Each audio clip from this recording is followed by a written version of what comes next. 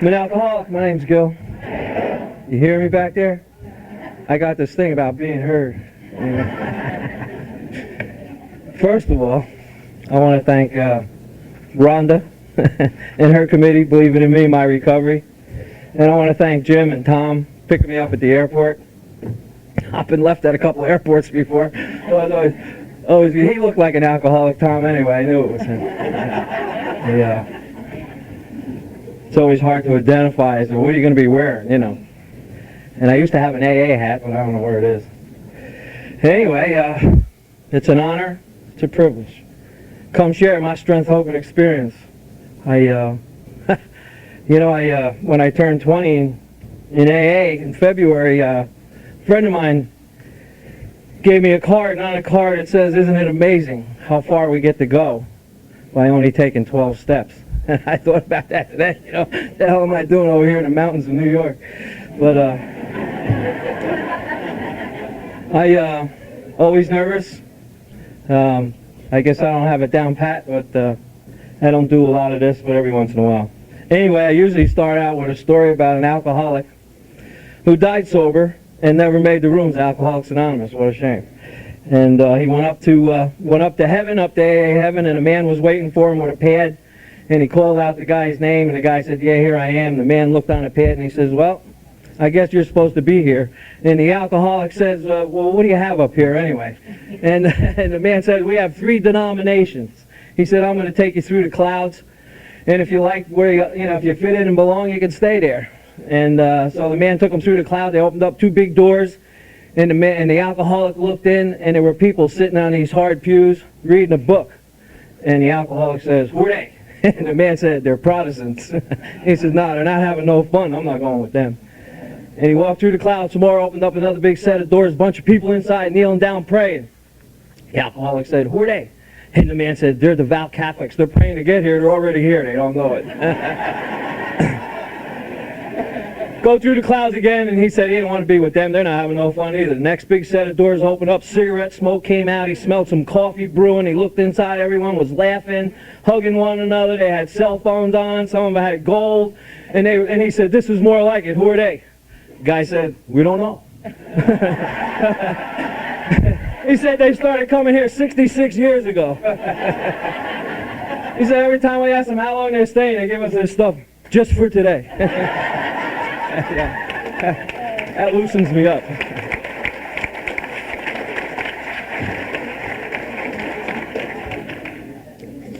I'm always amazed when 500 or 600 alcoholics take over a whole hotel. And that's real spiritual when you think about it.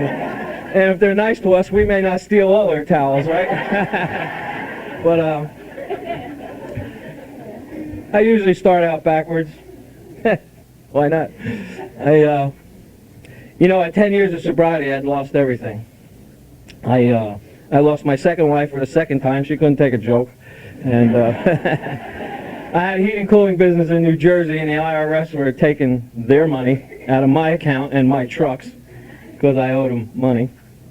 And I hit this 10-year thing, with the wife and everything, and all I had was a big book, a home group, and a sponsor.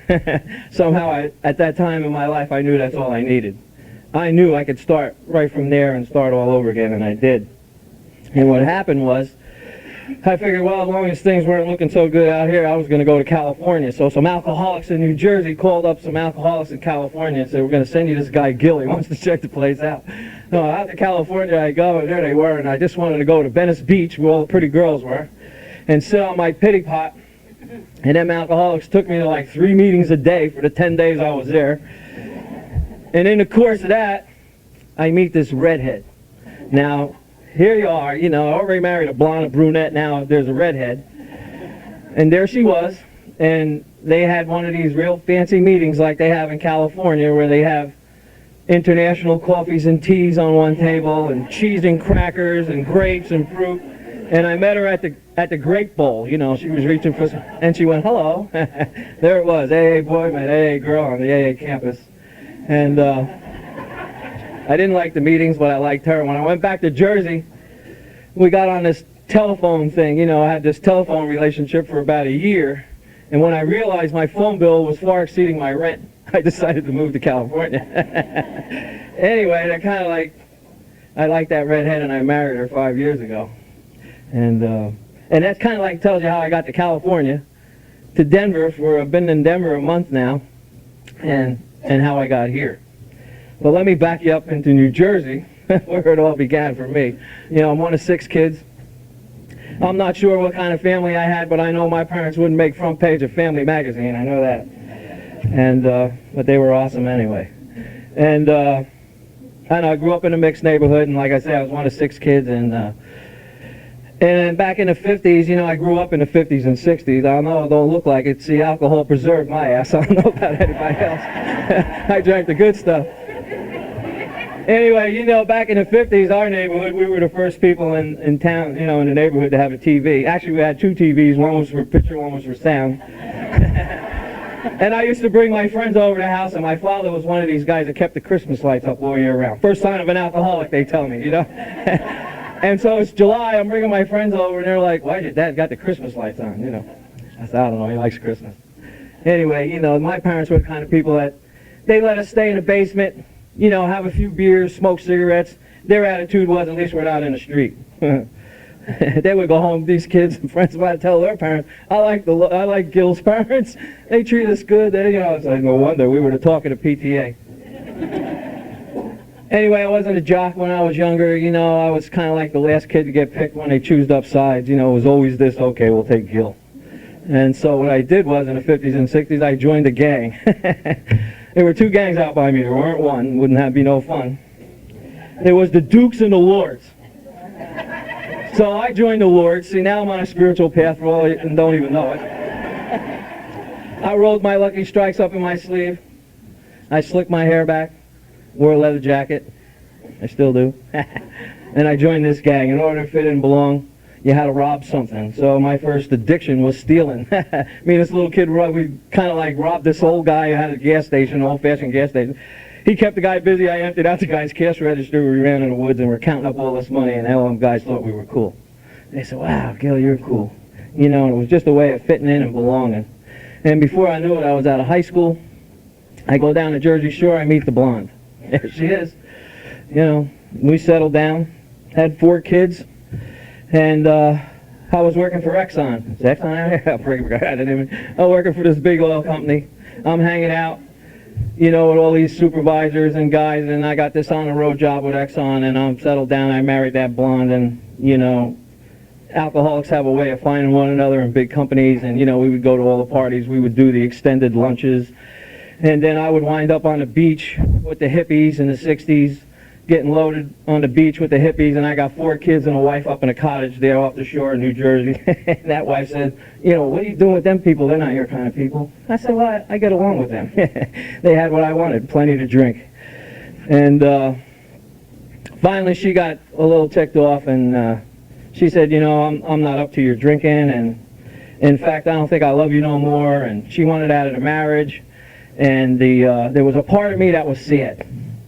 Not the alcoholic part, you know, the normie part was sad, but the alcoholic part of me was, with her out of the way, I could drink the way I want to drink, and that's the way I was thinking. And we decided we'd split that house down the middle. She got the inside, I got the outside. I remember that real well. In fact, I moved in a shed in the backyard. I threw the lawnmower out. I was ready to get a phone in the mailbox, and we finally sold the house, and she took the kids, and I thought that was a good idea. And somehow my drinking took off from that point on.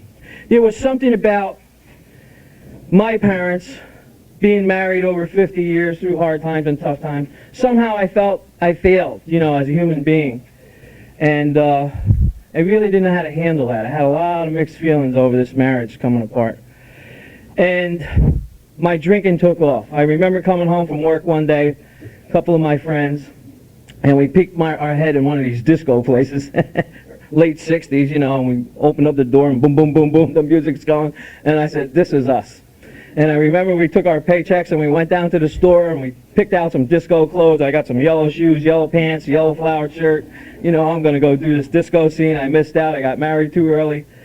And we would go, and the first time we went there, we went to the parking lot. They were having these tailgate parties. They were already drinking in the parking lot and waiting for the nightclub to open. We'd go in the nightclub, already loaded, order a couple cocktails, strobe light going. I turned into John Travolta overnight. I never forget. Here I was, 29 years old, out on the disco scene, burning myself out. I would get into these blackouts. I would come home 4 or 5 in the morning. I remember I hit a bridge, the same bridge, 2 weeks in a row. I hit this bridge. My car's half off the bridge. The cop's shining a light. He looks up my yellow pants, yellow shoes, you know, and he says, "Who are you?" I said, "John Travolta." What do you think? Oh, jeez. A week later, same bridge. There I am. The one cop said, "Who is it?" The cop said, "John Travolta." Oh, Jesus. Come with me. Oh, here we go. I don't know. You know, it's like I was rolling cars over. I got involved with some cocaine. I'm not going to give you a drug log. I do that somewhere else, but like my friend Mickey said, I use all my drugs alcoholically, so don't be afraid. You're just a juicer. and I remember ODing on some cocaine, already drunk, trying to do cocaine, you know. And they put me in a hospital, and people in the hospital told me about some place with letters on it. You ought to go to this place with the letters. And I said, yeah. And it was out there that I met my second wife to be.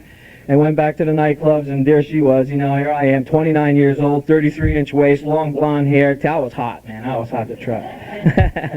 And, of course, later on, I became a shot and beer drinker in some bars. So much for the nightlife. But it was all about sex, drugs, rock and roll, and alcohol for me. And I meet this woman. She's 18. I'm 29. You know, it was like bliss. But she was a mature 18, just in case there's any parents here, you know. Like I was robbing the cradle. She was very mature, and I'm not doing no drama tonight. Anyway, she was cold from the go, you know. So her attitude was, well, if I marry him, he'll stop drinking and he'll settle down. And finally, after a couple of years of blackouts, rolling cars over, and getting in trouble with the law, I figured I'll settle down with this woman. She kept chasing me around. Every place I'd try to hide one bar to the next, you know. And she kept chasing me around. And so we finally settled down. I married her. We moved 50 miles away from these nightclubs and disco places. And we settled down in a little town in New Jersey and got an apartment. And we got married. We had 2 kids. Now I got 6 kids. My second wife.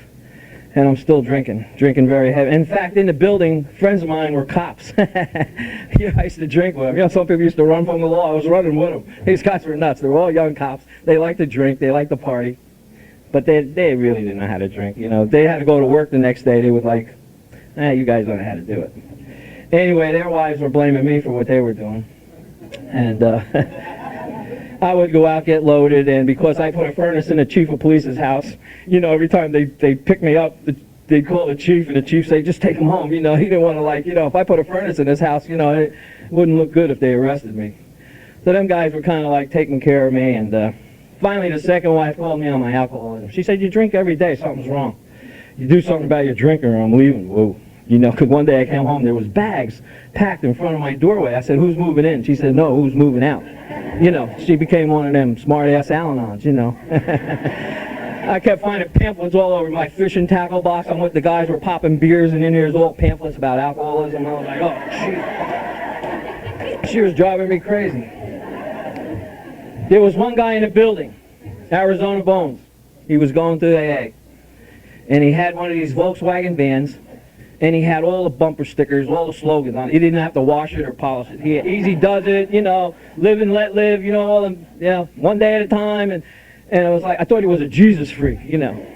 And I'd come home loaded. I could see him up at the apartment house in the hallway, and he's watching me. And he used to say to me, I'm going to get this guy someday. I'm going to take him to a meeting. And he did. He took me to my meeting. It was like, I mean, he even had a bumper sticker, follow me to a meeting. So much for anonymity. I mean, he looked like a campaign truck for AA. This is the guy I said, take me to a meeting, my wife's going to leave me. And he used to say, man, I watch you come home and you hug the hallway, you come up the stairs, and you got mud, you fell in a puddle one night. And it was like, oh, I says, that's where that came from? And he said, oh, man. I said, take me to a meeting, my wife's going to leave me. I don't want to lose my second wife. He said, good, where do you want to go? I said, like 4 towns away? He goes, oh, here we go. All you guys want to go 4 towns away? I said, I don't want no one in town to know I'm going to. No, he said, all those people are 4 towns away. You go to a meeting in a town you drank and no one will know you. He lied. I walk into this meeting, there were over 300 people. Biggest church in town, there they were. I walk in, there they all were. All the guys I played ball with at the tavern, you know, because I did become a shot and beer drinker. I went down a couple classes. And there they all were. Oh, Gill, we've been waiting for you. Thought you were dead. Oh, jeez. And then some old guy comes up to me. You know, every group has one. He says, we need a coffee maker. Ours relapsed. Oh, like, I'm scattered. I'm jonesing. I don't know what's going on. I said, relapsed? Did you catch that from making coffee? He said, no. Sobriety. I said, okay, I'll make coffee. Now I'm in the kitchen. I'm jonesing, no rehab. You know, I'm like coming apart. I want to drink. I want to do something. But I don't want to lose my marriage. So I'm going, you know, and this young kid says, man, you got to take the edge off. He hands me a marijuana cigarette. We're in the kitchen smoking the marijuana. The fans in the kitchen are blowing it out to the meeting. Next thing we know, they come barging in. What are you doing in here? That thing out. You can't do that here. I said, wow, calm down. We don't drink. He said, no. Oh, good. I put it out. I didn't want to lose my position. You know, I wanted to make coffee. 6 months I'm making coffee. 300 people, 8 pounds of coffee. Old Harry, we'd be running out of coffee. Old Harry, Gill, throw some hot water over them grinds. Them drunks will never know the difference. He was right. People say, oh, Gill, you make excellent coffee. I go, oh, God, they only knew. They had them old sock things, you know, in there. Them old-fashioned church coffee pots. 6 months goes by, I become a mug washer. We had mugs in them days. You could, you know, you go back when you washed mugs in AA.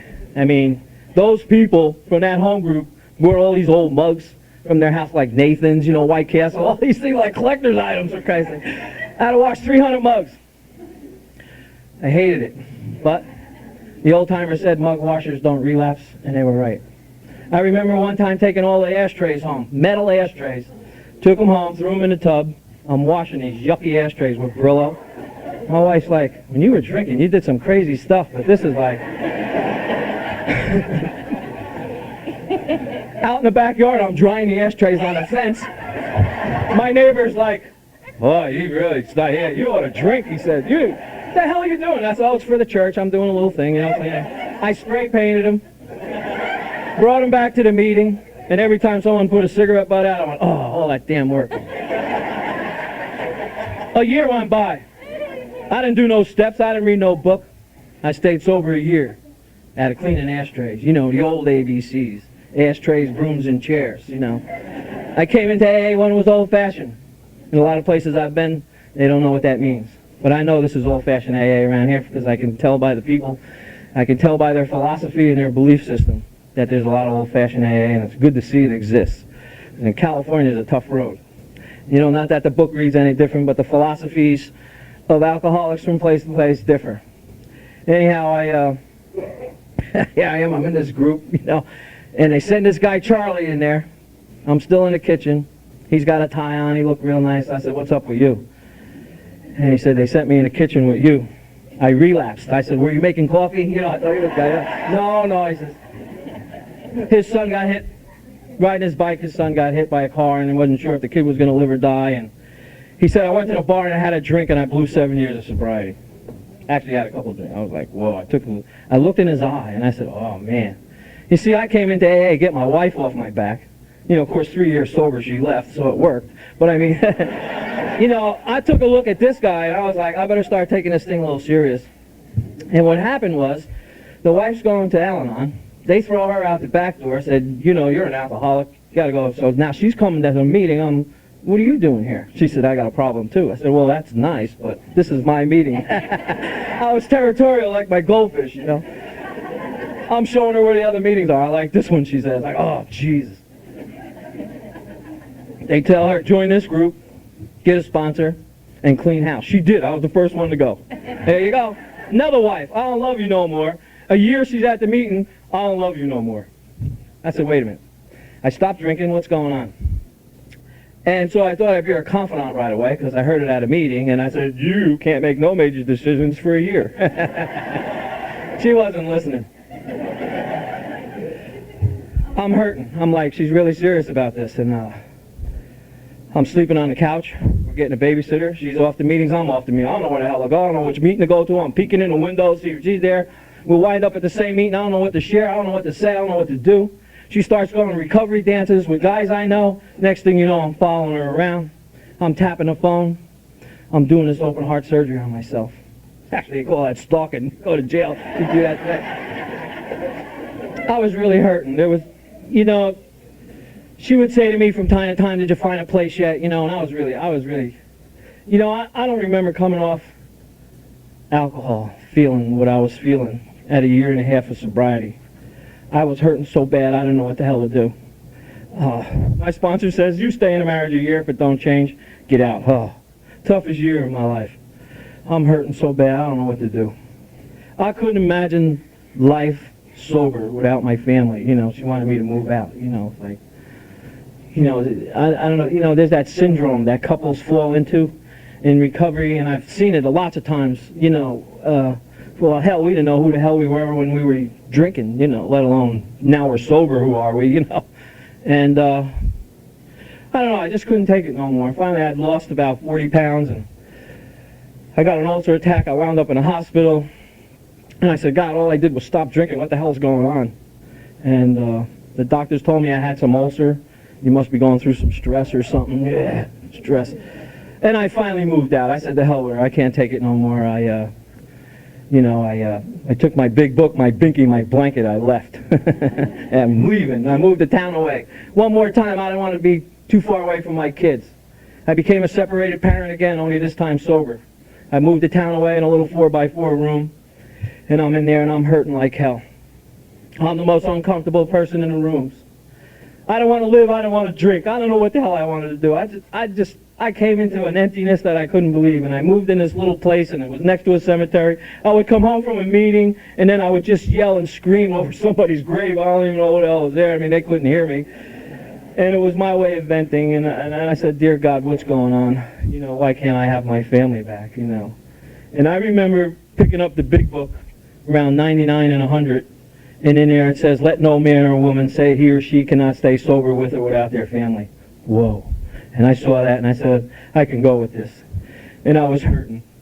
And then I wanted some truck to come take me out of here, you know. And I remember sitting home in that apartment, and these guys came to my house one night, banging on the door. Yo, Gill, you in there? Yeah, I'm in here. They said, look, we're going on a retreat up in the mountains where they talk about the steps, and we really want you to come. I said, I don't want to go on a retreat with 100 men. Stupid. I gave them $10, and I went anyway. I know it was more, but they wanted me, you know. So now I'm off la-di-da-di-da on this retreat with 100 men. Hurting like hell. I don't want to live, I don't want to drink, I just don't want to exist.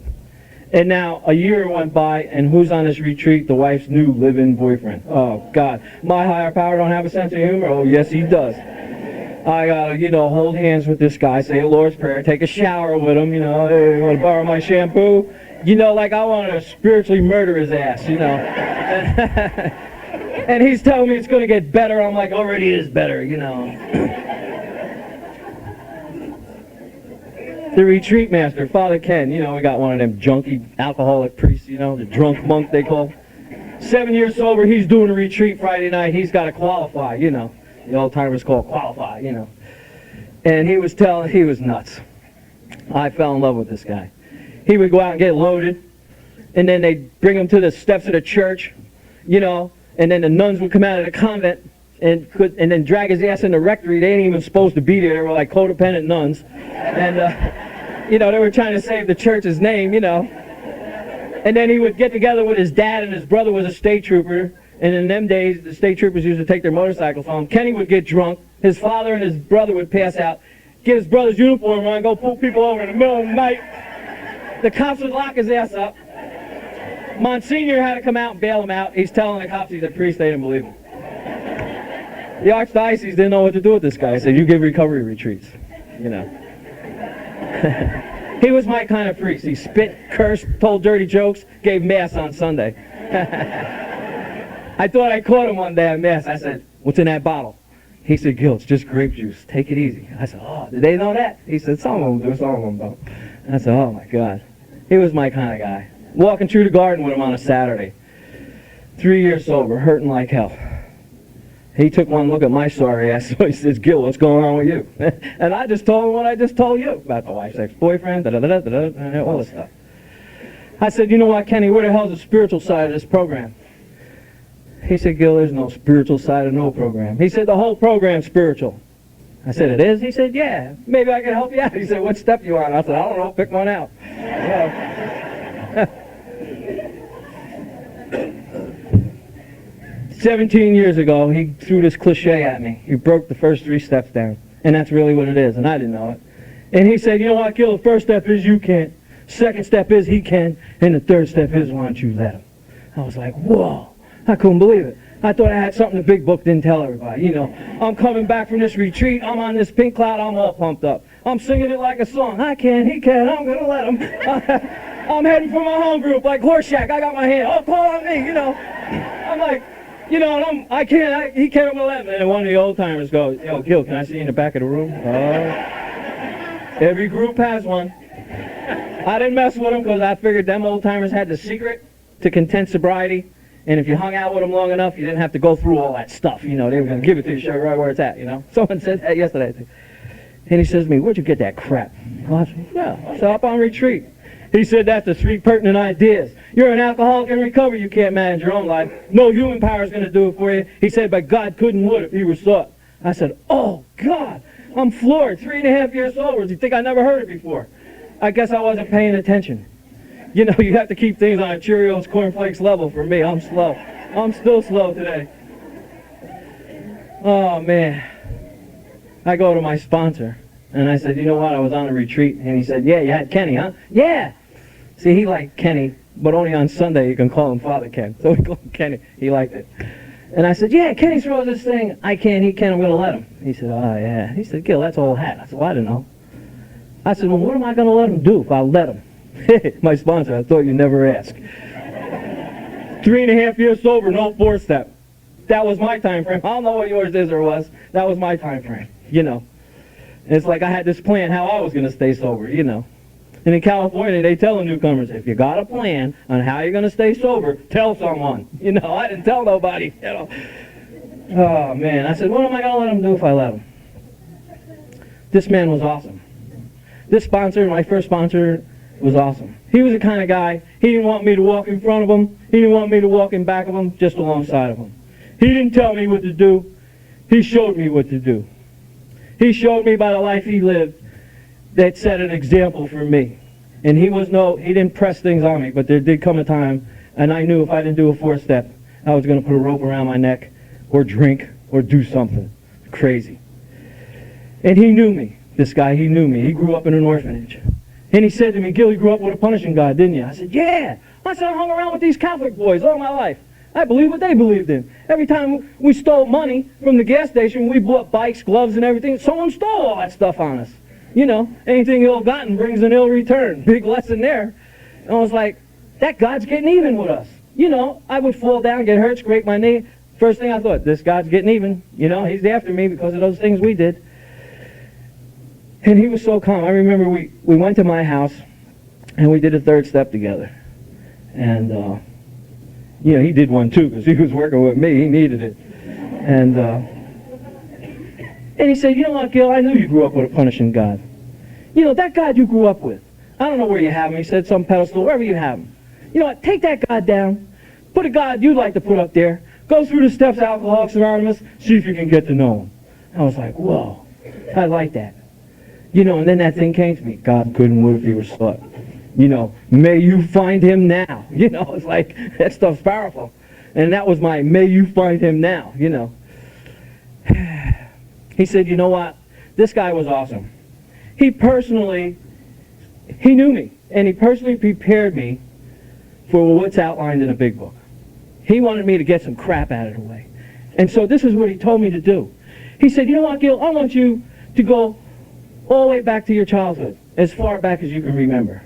And I want you to write down everything you ever did to everybody else, how you felt about that, and everything everybody else ever did to you, and how you felt about that. And I was like, okay, you know, I don't know the okay, take me 5 months. I came up with a scholastic autobiography of Gill, with a lot of pain and a lot of things. And, but I did it anyway. You see, he wanted me to get some information out of here, put it on paper, right, wrong, or indifferent, so that it would leave room for some new information. So by the time I was approached by those in whom some problems have been solved and I began to do my columns, I began to see the resentments, the fears, the dishonesties, the sex acts all the way down the line. It wasn't a problem for me. And that's what he personally did for me. I know that today. I thought that pretty awesome. And I kind of watched this guy. I watched this man work with other alcoholics. I watched him work with co-alcoholics. I watched this man bring some families together. Not all of them, but some of them.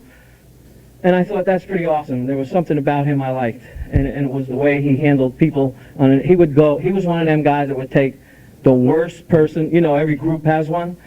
He would pick out that person and become that person's sponsor and help them show the way to their sobriety. And I saw that. It was awesome. And I got to tell you this, because when we moved, when I moved to 10 years, he had lost his wife. I introduced his wife to Al-Anon. She, I don't mean to bring a mixed message, but there's some Al-Anons here. I appreciate it. And she said, he's driving me nuts. Maybe he's sober a long time, but he's driving. I said, did you ever go to Al-Anon? She said, no. And she thanked me for introducing her to Al-Anon. And then when she passed away, he decided to move, I decided to move. And he went to Florida. He told me, get a sponsor when you get there. Oh, brother. I didn't want to lose him. Anyway, I wrote one of the last letters I wrote to him, and he sends me this letter. Because when he was in Jersey, he used to go to the nude beach, Sandy Hook. And then always find some people in the program that, hang out there, and they would break his anonymity nude at the meeting. We saw Joe at the nude beach. I was like, oh, yeah. He said, that's it, I'm moving too, Gill. You go to California, get a sponsor, I'm going out, I'm going to get a new sponsor. Writes me this letter. Guess what? He said, I'm managing a nudist colony. Just up his alley, right? I said to my wife, I'll bet you he starts a meeting. Next paragraph, I started a nude meeting. I'm like, oh my God, you really let your shortcomings out at this meeting. So I took it a little farther with my wife. I said, you know what? The big book don't even have a cover on it. She goes, get out of here. I said, and the slogan is, try to identify, don't compare. He was a nut. Hard man to find. Anyway, I got this 4-step, and and it's funny. I don't believe there's a right way or wrong way. Just do one. I mean, that's what I've come to in the places I've been to and visited some other fellowships from time to time. And I really don't believe there's a right way or wrong way. Just do it. It's supposed to come within. The secret to happy, content sobriety is in here, just like the theme of this convention. Anyway, I got this 4-step, and it's like I say, it's an autobiography, and I started to see some things. I started to see the Gill I wanted people all my life to think I was. You know what's that? There was that person that I wanted everybody to think I was. And then as a result of some steps, there was the person I thought I was. And then as a result of some more steps, there's the person I could become as a result of the steps of Alcoholics Anonymous. That's awesome. Don't miss that. And it was like unbelievable. And then I was going to about 6 step studies a week for 9 years. You learn a lot, man. You learn a lot from other people's stuff as well as your own. And those were the people in whom some problems have been solved, like it says in the book. And those guys told me that my 4-step, there's a little Al-Anon here, is my blueprint to progress. They were telling me that everything I need for the rest of the steps in Alcoholics Anonymous is in my 4th step. That all the garbage, all the crap, and the good things, and everything that went down all my life were the very things I needed to do the rest of the steps. That my liabilities would be my assets. I didn't know that. These guys were telling me that. And I was like, whoa. And I had a lot of mixed feelings. And then another retreat come up. So here I am, no 5th step. I got all the stuff stored, and it's like I'm ready to explode. And I'm on this retreat, same priest, Father Ken, and this time Joe, my sponsor, and we're in a room. We're up in the library, 4 o'clock in the morning. I open my gut. I said, look at this. What's all this stuff that's in here? Why was I molested by a priest 8 years of age? I'm telling a priest. And he said, you know what, Gill, maybe he was sick like we were when we were out there in our drunken stupor. You will pray for him. I said, I will like hell. But I did. Incest in my family. Now, I'm not blaming my alcoholism on all that stuff. I'm not. I was something ready to happen long before I picked up my first drink. And, of course, when I drank, a lot of the stuff magnified. And even in sobriety, there's still things there. There's still things there to this day.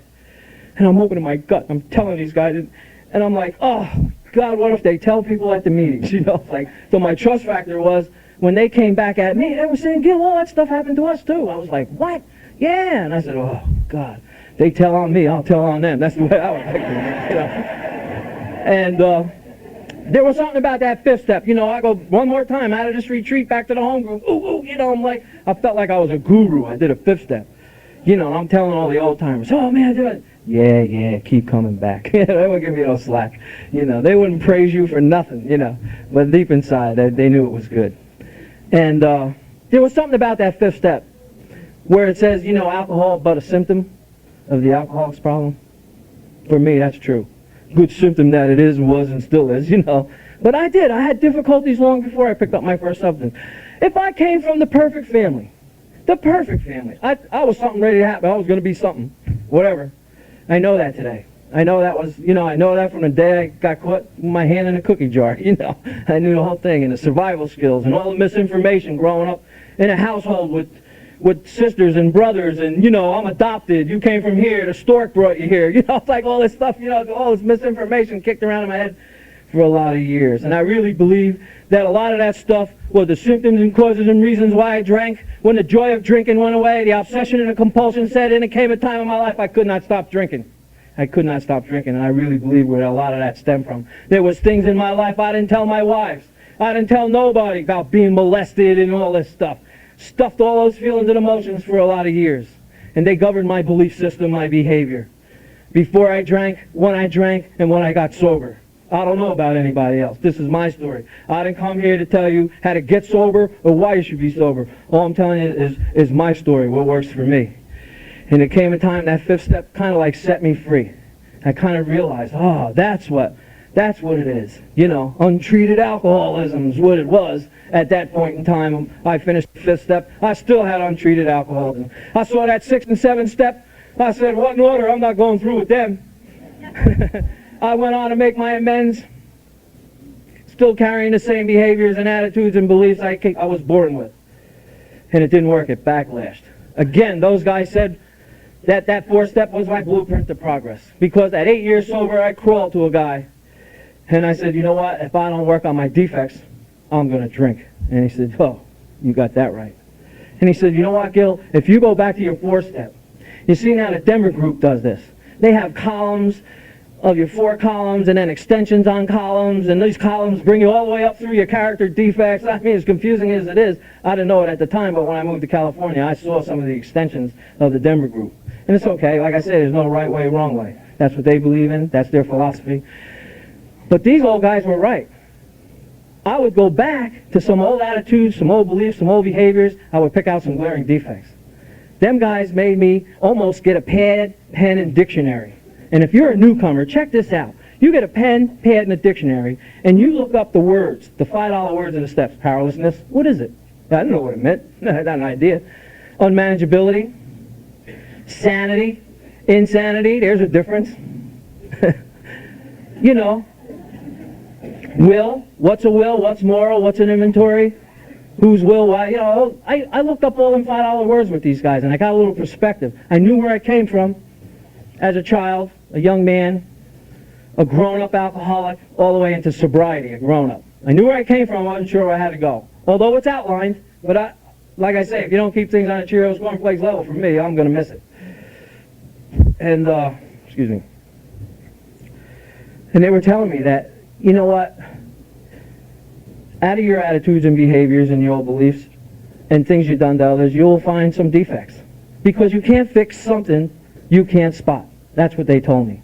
They told me a character defect is anything that would stand in my way of being useful to another human being, to myself, and to my higher power. Think about that. That's pretty wide range. That's what I said. That's wide range. He said, wasn't your sobriety wide range? Yeah. And he wanted me to fine-tune that. I don't know about anybody else, but in the big book's only 2 paragraphs on 6 and 7. You ever notice that? Pretty tough to, like, you know, and then 12 years later, Bill Wilson, the co-founder of AA, writes the 12 and 12 for people who are still having problems other than alcohol. Hello, that's me.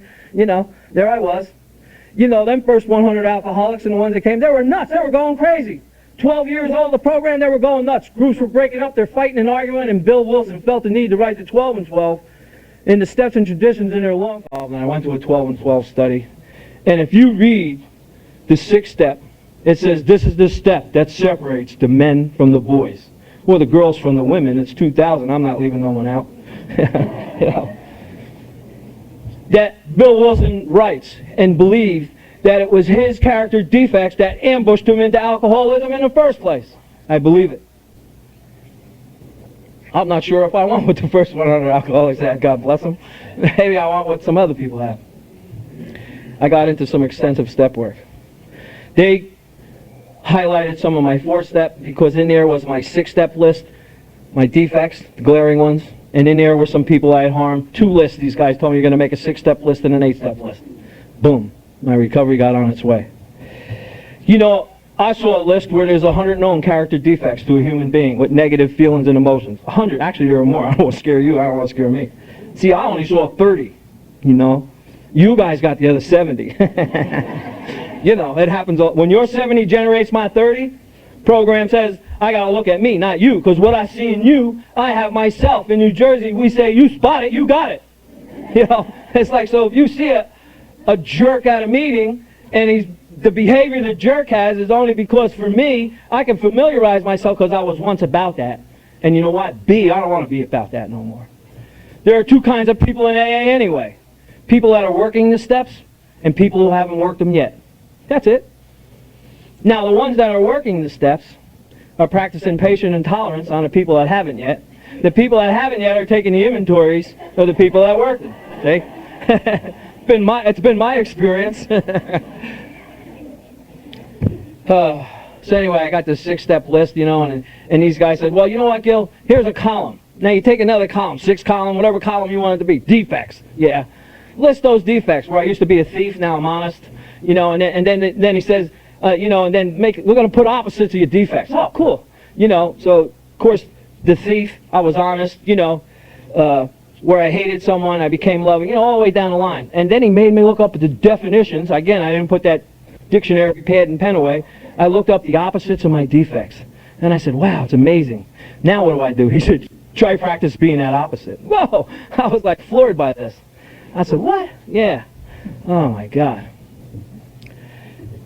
And you know, when you come to 7, you see, I know for a fact God is not going to remove anything from me unless I take up some of his qualities. And I found out through the opposites of my defects what that was. Being honest, caring, loving, kind, thoughtful, understanding, patient, and tolerant. The opposites of my defects. I believe that's God's will for me. So there you are. If you're new in a program and you're not working on yourself, you're not going within so that you can live without, you're going to miss that. Because behind every defect is a little bit of God's knowledge and his will for Gill. He wants me to live within those defects. Whoa, totally against my nature. I don't know about you. That's hard. It's hard. And that old timer told me the 6th step is I don't do what I want to do. And the 7th step is I do what I don't want to do. Think about it. There's a lot of wisdom there. If you don't get that, get the tape because you might need that. It might save your ass someday if you're new. It isn't alcohol that takes people out anyway. It's something that manifests itself in some form or another. An old belief, a lousy feeling. You hate somebody. He's a jerk. She's a jerk. You know, then you live behind that. That motivates. You ain't walking through no sunlight or no spirit with an attitude and behavior of that nature. No way in hell. Spiritual life's not a theory. You got to live it. I have to face everything that's left. You know what? I got the what got me to Alcoholics Anonymous story, and I also have a what keeps me in Alcoholics Anonymous. And that's finding out what's left now that I haven't drank in 20 years. There's all kinds of things. Those little defects are like, they're groupies. They're like in a football game. The defects against the alcoholics, and they go, we can get them with lust, we can get them with this, we can get them with envy, we can get them with sloth, we can get them with this, gossip, dum, dum, dum. You know, when you let one in, they all come in. Like my friend Kathy says, they want to gangbang you. You know, it's like, get the hell out of here. That's what sets people up for that drink. Something that manifests itself in some form or another. You got a lousy attitude, your belief system's altered. In no way. You got untreated alcoholism is what you have. So I didn't know I had to trade my old life through the steps for a new life. To be in a 12-step. I didn't know that. 6 and 7 steps are a lifetime job. They really are. And it brought me to 8. Who did I harm? Guy goes, hey, get another column. Let's put in that column who you harmed, you know. Oh, Jesus. There they all were. Bunch of old ladies I stole money from years ago. Parents wives, kids, people, places, things, people I owe money to, boom, list hits the ground. Why do it? That's why you need a sponsor. Unbelievable. And to make a long story short, you know, if you're new and around here, and I know for a fact, if I don't come into terms with my past, I can't live comfortable, sober now. It's impossible. So there it is. My blueprint of progress is all the garbage, all the crap, everything that went down. And when I go back to make those, try to make those things right, somehow, some way, some shape or form, either indirect amends or direct amends. And I can remember my parents in the hospital. My father, an amputee because of diabetes. My mother's in one hospital, my father thinks my mother's dead, my mother's not. I'm going to the hospital, 9 years sober, I'm saying, Mom, Dad's okay. You know what they said to me? Still going to them meetings? Yeah, they were. I can't believe it. I said, Mom, Dad, AA is the best thing that ever happened to me. Oh, my mother's like, she says to the nurse, my son's a good boy, he goes to AA. I go, oh, Mom, that's what I tell everybody. I put my arms around him, I told him I loved him, no matter what. There's something in recovery through the step work that I've noticed. I don't know if you all know this. It's funny, how I rest with my parents today has a lot to do with my present relationships, with myself, with my God, and others. Now, whether my parents were derelicts or whatever they were, it wasn't until I was understand my own alcoholism that I could understand my parents drinking. And in here, we have a place to embrace our shame and vent our guilt. My parents died holding on to their shame, blame, and guilt because they had no place to go. I think that's what old age homes are, people with shame, blame, and guilt. In here, we could come into meetings, and I can tell you the horrors of my life as an active alcoholic before I drank, and some things that happened to me in sobriety. We all do that in little ways as we go around the rooms and in all the meetings, and we share and we vent these things out. And we don't walk around with all that shame, blame, and guilt. That'll take people out of here. That's a killer. That's a killer. And I've been able to vent that. I'm not proud of some of the things that went on and went, but you know what? I know what it is today. I know what it is today. When I left, I was just ready to leave Jersey. My wife met another guy. The other guy threw him out. She said, you go. She married an Irishman from New York City. Nice guy, Jim, I like him. Sober 22 years. She marries him. He's got 4 kids, and mine too. They call me up just before I moved. The kids are going nuts. There's civil rivalry in the house. I'm like, get them to Alateen right away. You know? So they go, good, you take them. Oh, Jesus. So I got 6 kids. I'm going to an Alateen meeting, and I'm standing in a hallway, 10 years sober, and the Al-Anons are walking by, and they're going, what are you doing? The meeting's downstairs. What are you doing here? Well, you don't understand. I'm sober 10 years. My kid, we don't care how long you're sober. The meeting's downstairs. Oh, Jesus, you know how they are. So now I'm going to an Al-Anon step study. They're looking at me. They're afraid to share because they know I know their spouses. You know, so it took a while to win their trust. The kids went for about 8-9 months, and it was the best thing that ever happened to me. It was at that meeting that I got to see what the alcoholic did to the co-alcoholic. And you want to know something? I wouldn't want those things done to me. Big 8-step I went to. I was like, wow. You know where it says in it, what kind of harm do people anyhow? Yoo! Unbelievable. And you know when Bill Wilson writes that we need to go into a whole new journey of open-mindedness to look at what's left now that we haven't drank in a while. And that's what I do today. I try to look what's left, you know, because I take a character defect to this day. I'll false label it, I'll dress it up, I'll make believe I don't have it, I'll rationalize, justify behind the behavior of it. Now it's a shortcoming. So that's what a shortcoming is. You know, Joe and Charlie, they go around saying, oh, Bill probably meant they're the same. They're not. A shortcoming is when I hold on to a character defect, rationalize, justify behind the behavior of it, it becomes a shortcoming. And you know, see, there's a drunk trap there. And Bill Wilson knew when he wrote that 12 and 12 that they're just going to skip over 6. You know, and it's like, so 7's your trap. You know, he made it for drunks like me. And he caught me with that. But anyhow, you know, the 8-step is an ongoing thing. And moving to Denver, and we're trying, about 58 years old, I'm buying a house. Well, I'm an alcoholic. You know, it's like, we lost a couple houses, my wife and I. And so now we're having this whole new, it's like, you know, we're having everything but kids. So, sobriety. Anyway, you know, lo and behold, trying to clear my credit up, there's some liens on my credit, you know. Where the hell did that come from, you know? So we had to clear those up. You know, I'm a typical alcoholic. You know, all or nothing attitude. You know, and I'm like, it's like teeth. I think it's going to go away. You know, if you don't take care of it, it'll take care of you. That's why, you know, so I have it straightened out. Still making amends. But anyway, 9th step is a lifetime job. And it brings me to 10. You know, we used to call it our Mayor Koch step. How you doing? Mayor Koch, how you doing? Remember that guy? I leave anything out from 1 to 9, show up my attitude, my behavior with you people. People at a convention, committee, service, work, home group, personal life, home life, whatever. It'll show up. I leave anything out of my steps. It will show up in my attitude and my behavior, my belief system. I need that 10th step to check me out. I need to know if I got things right with man or God on a daily basis. I need to know, am I doing the right things for the right reasons as a recovering alcoholic? Because I need to do, see, I don't live a life by how I feel most of the time or what's going on. Some people can't do that, but I've learned to not beat myself up. But if I do have things right with man or God, you know, it's like when you clean your closet or you clean a room and you pay your bills, you feel good, right? Time for an 11th step. But I can do it without that. And to me, it's the, you know, I've learned through, I have a conscience today. See, I know if I hurt you, I hurt me. I'm an alcoholic, so damn sensitive. If I hurt you and hurt me, I'm hurting me too, and I don't want to hurt me. So I'm very careful what I say. Patient, tolerant. I'm very cautious of other people's feelings today. And being very careful with that today. You know, someone, you know, I'll be in a conversation and someone's putting me down. Just recently, a guy was like, I said, whoa, wait a minute, hold it. Did you just say about me this and that? Yeah. Oh, no. I said, I don't like when you say things like that about me. You know, and I would normally just yes the guy off and let it go. See, today I don't do that. I don't let people, you know what, if you step on my toe, I'm going to say ouch. And as a little boy, we would do that. And I'd carry that old behavior all the way into recovery, and I don't do that today. If you're hurting me, I'll let you know in a nice, caring, loving way, as the program shows us. But I need that 10th step. Clear my mind if I got things right with man or God. Because the 11th step comes, the ultimate. You know, there I was, I threw a fake God up there in step 3. I said, you know, I picked out some God, you know, and I said, you know, I don't know who you are, where you are, what you are. I'm going to do the rest of the steps in Alcoholics Anonymous.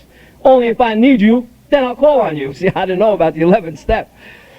And they want to know the way you want to improve your conscious contact with this God deal you threw up there. And I say, yeah, I do. And they say through prayer and meditation, you can do this. And I'm no big meditator. But what I do is I go in a dark room and I try and still my mind. It's all about self-forgetting. There's all kinds of ways of meditating, and I'm not a meditate guru. I light a candle in a dark room and I stare at it, and I look at the flames, the orange, the blues, the yellows, the greens, the reds, then I blow it out. Candle's still there. I'm like, why is that candle still there? And I can put a face on that higher power today. And I see, he's staring at this alcoholic, tears coming down his eyes, he's smiling. I can see the flame flickering off his forehead, smiling at this alcoholic. He loves me unconditionally. Just like my sponsor told me. He forgave me my derelictions. And I say, you know what, God, all my life I'm asking you, I need this, can you help me out here? What about this? What about that? And then I stop and think, I go, whoa, I never asked what I could do for you today. You did all this for me. Right then and there, my will is not in the way. That instant, that second. You did all this for me. What can I do for you today? I thank him for keeping me sober. I thank him for the things he's taken away through the steps. I thank him for the things he's given me. And then I thank him for what's left. Because that's what humbles me. See, because no one hit my ass with no well on, I'll tell you right now. They didn't. That's what humbles me. Thank you, God, for all this. He wants me to magnify his name this weekend. He wants me to tell other alcoholics there's hope here. Whether you're new, young, old, around a while, what's going on, there's hope here. This is it. We're the minority. People are dying to get here, literally. And it says in 12, having had, check this out, having had a spiritual awakening as a result of those 11. Having had doesn't last long. It's like an orgasm. I don't know how to explain it to you. Having had means if you want another one, you got to work for it and go back, just like an orgasm. That's cornflakes and Cheerios. It says I'm going to try and carry a message. Not a mess, a message. I'm going to try and carry a message that the steps of Alcoholics Anonymous changed my life. Changed my life dramatically. The 12-step covers it all. There's a whole chapter in the big book. It talks about being married here, not being married, being single. Everyone's got a place here. Everyone's going to be good at something. And some people aren't good at some things, and some people, they find what they're good at, and they usually stay and they do that. We all have a place here in the 12th step. Something happened to me through those steps. The obsession and the compulsion to drink's been arrested. Not that I don't think about drinking, but it still looks good. You know, I still sometimes want to drink so bad, I can taste it. There's something about not drinking that's real sobriety when you want to drink. You ever notice that? You show up in a meeting or somebody calls you or you open up the big book and shit, there it is right there, you know, doctor's opinion, whatever. Forgiveness took place through the steps of Alcoholics Anonymous. I looked that up in the dictionary. It's an act that takes an enormous amount of spiritual strength. That's the definition. What the hell, me, a fallen down drunk, get an enormous amount of spiritual strength. Through all the weaknesses I exposed in the steps of Alcoholics Anonymous had given me some spiritual strength to face some of the things that came to me 20 years sober. In those 20 years, I've had some tough times. I hear that people talk about when they come home from work, the kids run down the driveway. Oh, Daddy's home. Well, my kids didn't run down no driveway. You know, I stayed sober no matter what. Lost my business, lost my marriages, lost a lot of things. Came to rope's end in sobriety. Emotional sobriety is something to shoot for, because forgiveness fosters humility. There's nobody in Alcoholics Anonymous that's not going to stay sober that doesn't have some degree of humility. Mine is I'm just as powerless over alcohol the day I came in, probably more liable to drink today, because I'm not sober out of fear, good fear that it is. I'm sober out of joy today. And humility brings on gratitude. No one's going to stay sober who's not grateful for being a derelict. I mean, you know, for me anyway, you know, I'm grateful for the way my life went. I wouldn't change a thing. I would have missed this whole thing. So gratitude. No one's going to stay sober without gratitude. Brings on the emotional balance that I didn't have 3.5 years sober.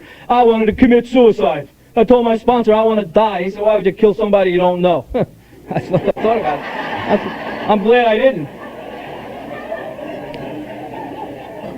Emotional sobriety, there's a lot of books on it. It's something to work towards. I see people take their lives sober because they fail to look at themselves within through the steps of Alcoholics Anonymous. Therefore, the end result is they don't want to live. I've seen it. I know a lot of people in here have seen people die sober. It's called untreated alcoholism. I don't want it. I want to walk through that sunlight of the Spirit. Spiritual progress comes from all of that. There it is, man. That's the touchstone of recovery for me. Spiritual progress. You know why? It has no boundaries. Every place you look, you go to therapy, you go here, you go there, you're in a relationship, you're in a sober living of boundaries, states. Spirituality is boundless. A man or a woman could go wherever they want to go without the spaceship Enterprise. That's your last trip. Bill Wilson talks about being rocketed into a fourth dimension of existence. That's it. Some people go there, some people have been there, and again, having had. If you want another one, you got to work for it. Awesome, man. Awesome. I've never done anything right for 20 years except AA. Best thing that ever happened to me. You know, one day I walked into a room, and then I became a part of that small room. One day I had to get a sponsor, one day I became one. One day I did a fifth step with a human being, and one day a human being did a fifth step with me. Don't miss that. The ultimate of all recovery is you're going to take someone's shit to the grave and not tell nobody else, and they live happy, joyous, and free. And so we're all carriers, you know. We carry one another's crap. You don't have to carry mine, but I'll carry yours. You know what I'm saying? That's the way it works. It's awesome, man. Awesome. And I could talk about the traditions, because I really believe that the steps keep me sober, traditions keep me married. You know, and they are awesome. They are another set of principles, what I consider the other half of the program. And I've learned how to apply the traditions. What works in my home group for 66 years works in my personal life to this day. My wife and I sit around the table like you do at a meeting. New business, old business, what's going on? How you know, yeah, you can use them. They'll keep your relationship solid. They teach us how to get along with other human beings. And I'll say, you know what? It's not important what I ever say about my experience in the traditions. The important thing is, what's important is what they themselves say in the book. That's what's important. And it's only through being active in AA that you get to know what's right and what's wrong about them. You know, what works about them and how they work.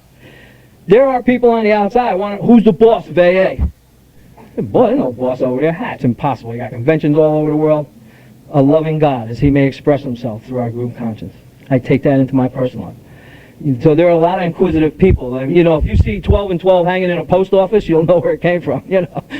I mean, you know, there are people who want to know how this works. How can 1.5 million people who wouldn't normally get along with each other get along?